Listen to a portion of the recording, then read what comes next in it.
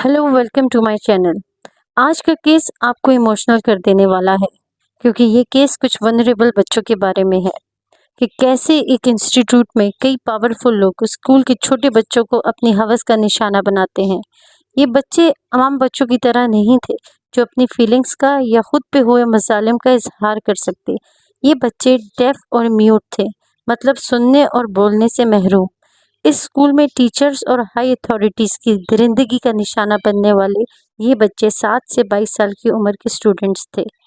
इन पर ऐसे ऐसे जुल्म किए गए जिनकी लिस्ट बनाना मुश्किल है। ये इंसिडेंट साउथ कोरिया के इनवा स्कूल में पेश आया। ये कोरिया की हिस्ट्री का सबसे बड़ा स्कैंडल है। इनवा स्कूल 1950 में बनाया गया था। ये गवर्नमेंट की सपोर्ट से चलता था और साथ साथ पब्लिक डोनेशन भी ली जाती थी। शुरू में सिर्फ डेफ और म्यूट बच्चे यहाँ पढ़ते थे, मगर वक्त गुजरने के साथ साथ डिफरेंट डिसेबिलिटीज वाले बच्चों को भी एडमिशन दिया जाने लगा ताकि बच्चों की तादाद ज़्यादा बताकर गवर्नमेंट से और मॉनेटरी फंड लिए जा सकें। इस स्कूल में करप्शन का ये आलम था कि स्कूल मैनेजमेंट स्कूल सप्लाईज तक बच्चों को देने की बजाय उन्हें बेचकर पैसे खुद रख लेती। उस वक्त कोरिया में टीचिंग के प्रोफेशन को इंतहाई नोबल और प्रेस्टिजियस समझा जाता था, मगर इनवा स्कूल में टीचर्स की हायरिंग इनसे अच्छी खासी मोटी रकम लेके की जाती और ज़्यादातर टीचर्स को तो साइन लैंग्वेज ही नहीं आती थी। इसी दौरान एक टीचर चंद यहाँ टीचिंग करने आए। टीचर चंद क्योंकि खुद बचपन से डिसेबल थे इसलिए उन्हें साइन लैंग्वेज आती थी। टीचर चंद को एक दिन एक बच्चे के पेरेंट्स बताते हैं कि उनकी बेटी ने बताया कि उसकी एक फ्रेंड के साथ हेड एडमिन ने कोई गंदी हरकत की है। ये सुनकर टीचर शॉक हो गए। वो फौरन ये शिकायत लेकर स्कूल की फीमेल नर्स के पास गए और जब उसे ये बताया तो वो ज़्यादा सरप्राइज नहीं हुई। उसने कहा, अच्छा ठीक है, देखते हैं।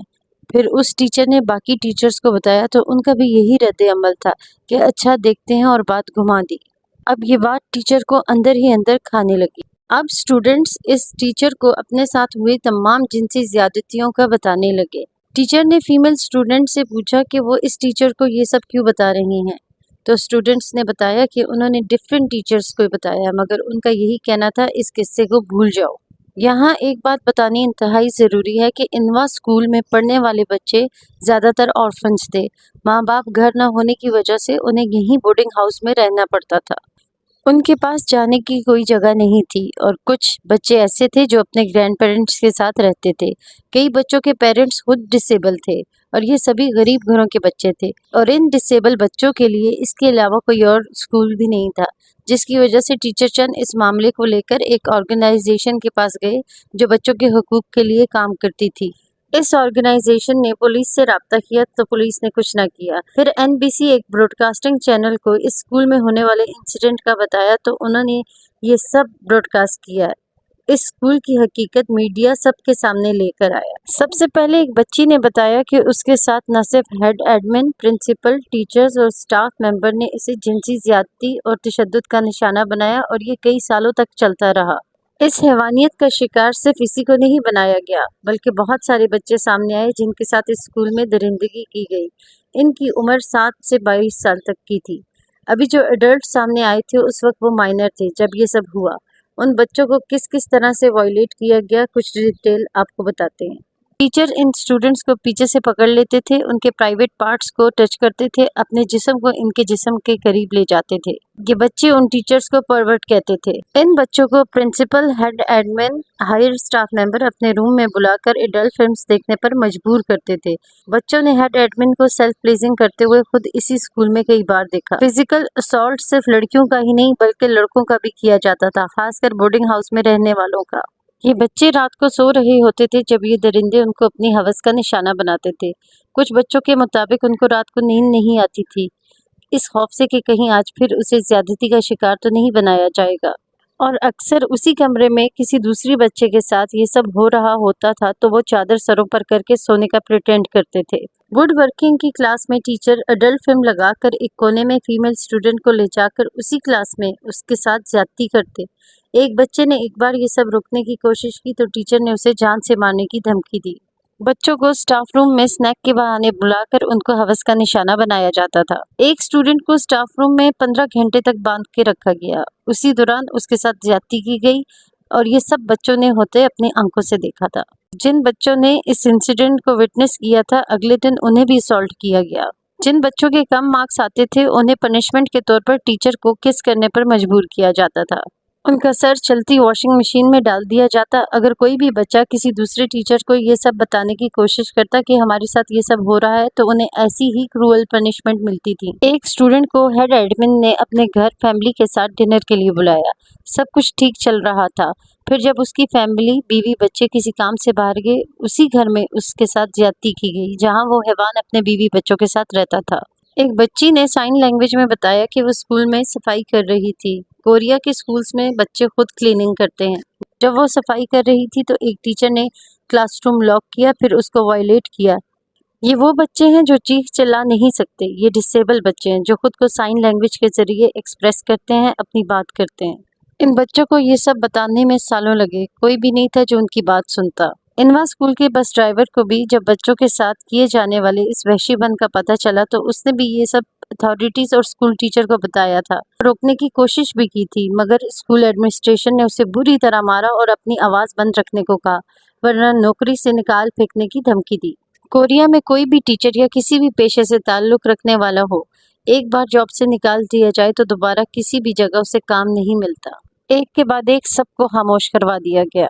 असल में ये सब इस स्कूल में इसलिए हो रहा था क्योंकि ये स्कूल एक खानदान की निगरानी में चल रहा था। इनवा स्कूल का चेयरमैन और को चेयरपर्सन हस्बैंड वाइफ थे। उनका बड़ा बेटा प्रिंसिपल और हेड एडमिन जिसने बच्चों को सबसे ज्यादा टॉर्चर किया था, वो उनका छोटा बेटा था। और इसी तरह और करीबी रिश्तेदार, एडमिनिस्ट्रेशन और कुछ टीचर्स भी थे। इसीलिए ये सब कवर अप करना इनके लिए आसान था। जब इस इंसिडेंट की खबर मीडिया में आई और लोगों तक पहुंची, तो लोगों ने पुलिस से कुछ करने का दबाव डाला। तो पुलिस ने एक्शन लेने का सोचा। उस वक्त लोगों ने प्रोटेस्ट करना शुरू कर दिया था। इनवा स्कूल के वो टीचर्स जो इन सब में इन्वॉल्व नहीं थे, मगर कुछ कर भी नहीं पा रहे थे, वो भी इस प्रोटेस्ट में शामिल हुए। उन सबको जॉब से निकाल दिया गया।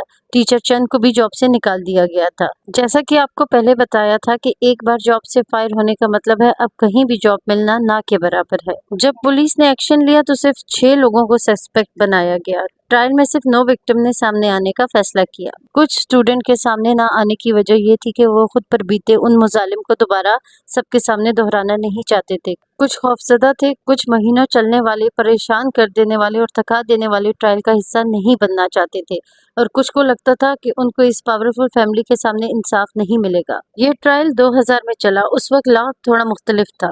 इतने घिनौने क्राइम्स के बावजूद प्रिंसिपल को सिर्फ 2 साल 6 महीने, हेड एडमिन को सिर्फ 8 महीने और एक टीचर को सिर्फ 10 महीने की सजाएं दी गईं। चेयरमैन और उसकी वाइफ जो क्राइम के कवर अप में शामिल थे, उन्हें कोई सजा नहीं मिली, बल्कि उन लोगों का तो ये कहना था कि ये सजाएं बहुत सख्त हैं। उस वक्त जिनसी ज्यादती को इंडिपेंडेंट एक्यूजेशन के तौर पर लिया जाता था। विक्टिम को सस्पेक्ट को सू करना पड़ता था, फिर इन्वेस्टिगेशन की जाती थी। इतनी कम सजाओं की एक वजह यह भी थी कि कुछ गरीब फैमिलीज ने पैसे लेकर सेटलमेंट कर ली थी और चार्जेस ड्रॉप ऑफ हो गए थे। फिर कई साल गुजर जाते हैं और आता है 2011। 2011 में एक मूवी टुकानी या साइलेंस्ड आई, जिसमें इनवा स्कूल में हुए इन दर्दनाक इंसिडेंट को दिखाया गया, जिसे देखकर पूरे कोरिया में जैसे हड़कंप मच गया। कुछ लोगों को लगा कि शायद मूवी का इम्पैक्ट बढ़ाने के लिए सीन को एग्जैजुरेट किया गया, मगर उन्हें केस की हकीकत का पता चला कि इनवा स्कूल में जो कुछ हुआ, इस मूवी में उन सीन्स को बहुत लाइट वे में दिखाया गया था। क्योंकि ये मूवी 2011 में आई थी, तो ये दौर सोशल मीडिया का था। अब सोशल मीडिया पर कैंपेन शुरू हुई, नई मूवमेंट स्टार्ट हुई, लोग आउटरेज हुए, इमोशनल हुए, पुलिस और कानून पर सवाल उठने लगे, जिसका नतीजा ये निकला कि न्यू इन्वेस्टिगेशन शुरू हुई, न्यू एविडेंस सामने आए और उस हेड एडमिन को 8 साल की सजा मिली, जो पिछली बार कुछ महीनों की सजा काटकर बाहर आ गया था। अब नया लॉ, जिसे टुकानी लॉ कहते हैं, बनाया गया, जिसमें अंडर 13 के लिए जिनसी दरिंदगी होने पर नो स्टैच्यू ऑफ लिमिटेशन मुकर्रर किया गया। इस मूवी साइलेंस ने उन बच्चों पर हुए जुल्म की कलई खोलकर रख दी। वो स्टूडेंट जिन्हें उस वक्त हवस का निशाना बनाया गया था, अब वो एडल्ट्स हैं। उनका कहना है कि वो किसी पर ट्रस्ट नहीं कर पाते, ना ही कोई रिलेशनशिप बना पाते हैं।